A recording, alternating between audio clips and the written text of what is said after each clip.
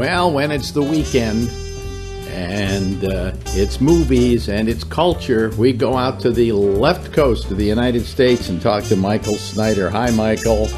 Well, hi, Alex, and greetings to everyone from sunny Southern California. Yes, the sun is out here. I don't know what it's like in your neck of the woods, but we're comfy. It did rain recently, but we needed the rain, and it ain't snow, but it's the dead of winter, and that means we're getting a blizzard of crappy films mixed in with those Oscar-nominated wannabes that came out in New York and LA at the end of December. Now they're starting to spread out, so we have a few of them today, but let's get to the actual new movies that were released this weekend. Are you ready? Prepare yourself. Strap in.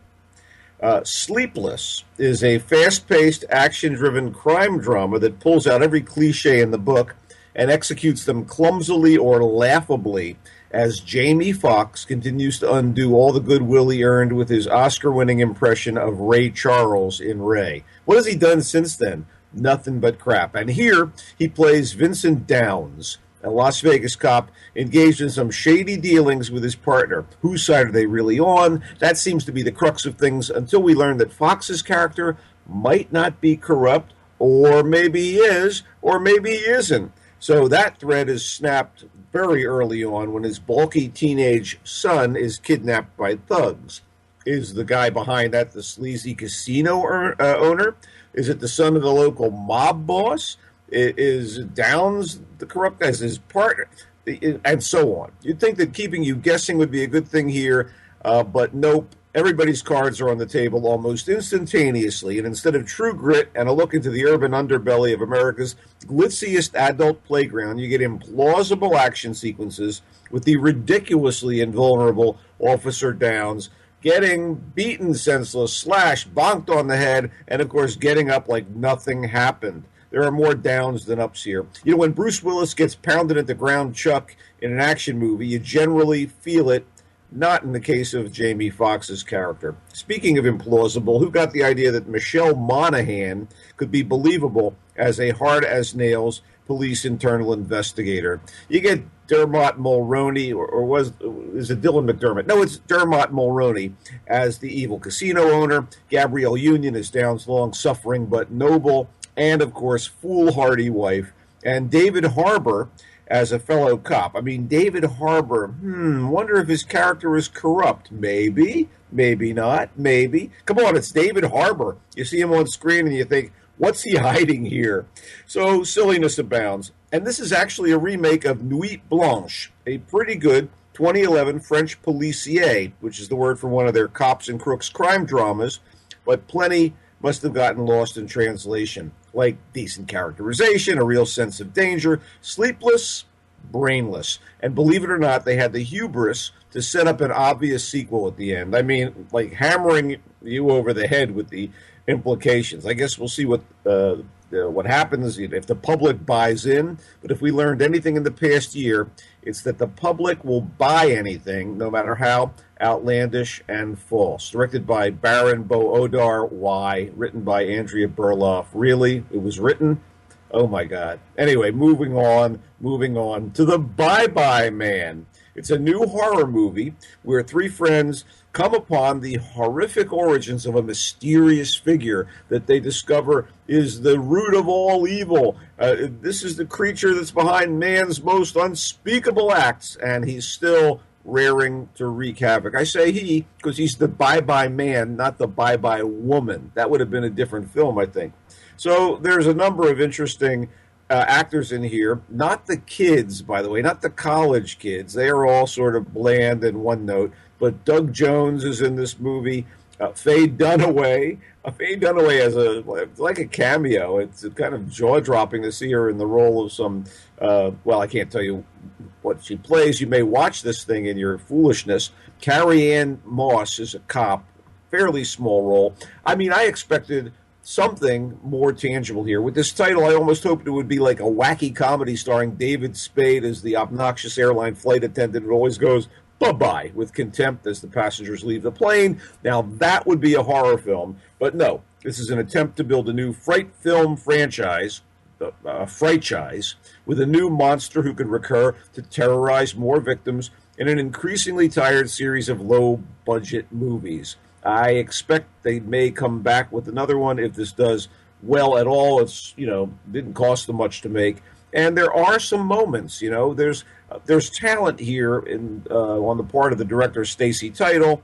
The writer, not so much. But hey, should you pay to see this in a movie theater? I'd say bye-bye if I was you, to the bye-bye man. Maybe watching it at home on a Saturday on cable. 100 Streets seems so promising to me.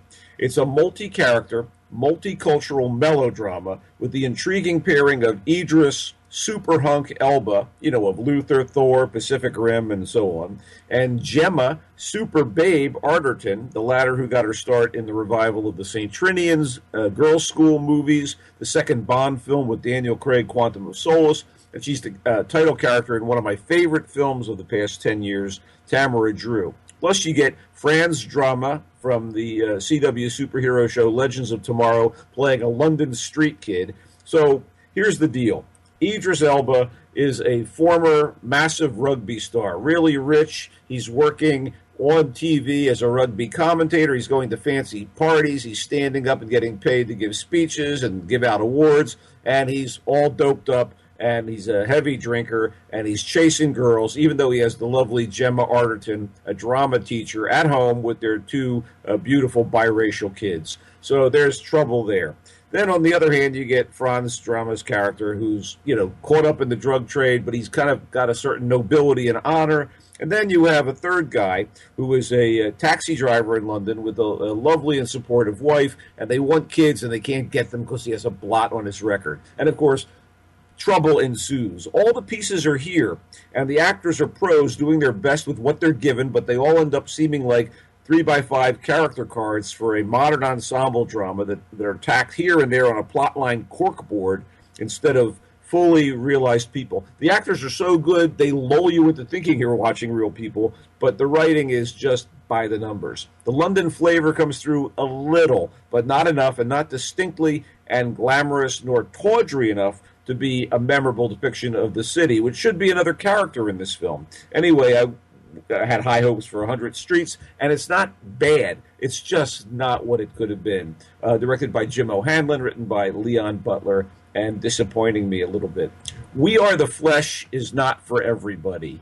It's a Mexican mix of horror, sci-fi, and just general weirdness set in some indistinct era in like a ramshackle warehouse that's blocked off from whatever's going on outside. It's very grisly, and it's very explicit, and it's apocalyptic. It's you haven't seen much of this from Mexico, but then again, they don't release that many of their grindcore films here. There are full-on sex scenes with some depraved subtext. It's not your run-of-the-mill, end-of-the-world film. Rather, We Are the Flesh centers around crazy, filthy, manipulative main guy, an older guy, and a young brother and sister who seek shelter from him and, of course, get more than they bargained for.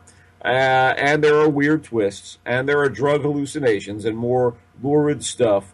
I thought it was pretty cool for what it is. I bought in. Again, it may not be your cup of meat, but We Are the Flesh, in terms of like willfully crazy B-movie fodder, it worked for me.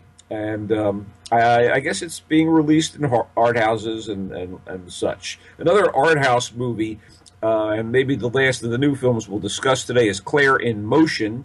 And I wish this indie film had been more inspiring or wrenching or something. Obviously, the filmmakers and the people involved mean well, and it has a certain heart to it.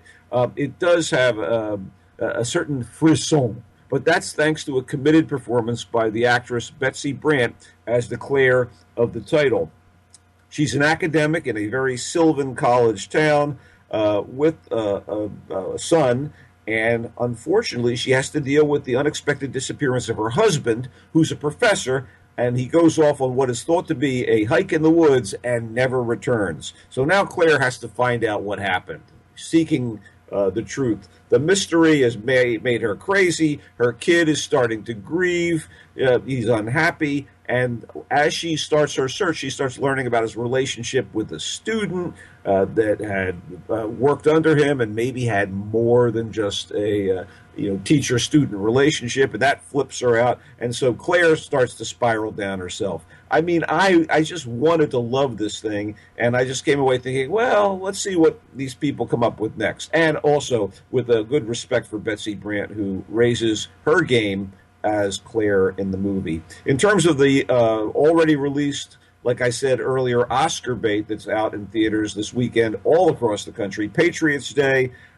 which is basically a dramatic portrayal of what happened on the day that the horrible Boston Marathon bombing occurred. Mark Wahlberg is really good in a fictionalized character performance.